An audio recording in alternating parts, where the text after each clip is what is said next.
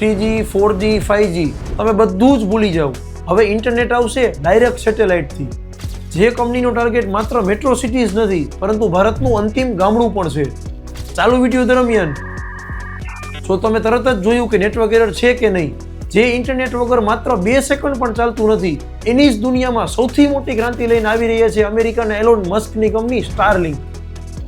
વનવેબ અને રિલાયન્સ જીઓ પછી સ્ટારલિંક એ satellite internet provide કરતી ભારતની 3rd કંપની છે. ભારતની જ કંપની ઇનસ્પેસે 5 વર્ષ માટે સ્ટારલિંકને ઇન્ટરનેટ પ્રોવાઈડ કરવાની પરમિશન આપી છે. સ્ટારલિંકની ભારતમાં એન્ટ્રી એ ટ્રેડિશનલ બ્રોડબેન્ડ પ્રોવાઈડર અને 5G સર્વિસ પ્રોવાઈડર કંપની માટે સૌથી મોટી ચેલેન્જ છે.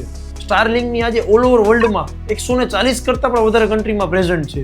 લાસ્ટ વીકમાં જ શ્રીલંકા, કતાર અને લેસોથો જેવી કન્ટ્રીમાં સ્ટારલિંકનું નેટવર્ક લાઈવ થયું છે. જીઓ અને એરટેલ જ નહીં, પરંતુ એલોન મસ્ક પણ આવા ગેમમાં છે. કામ સરળ થશે એવા મિત્રોનું જે સૌથી વધારે ઇન્ટરનેટ વાપરે છે.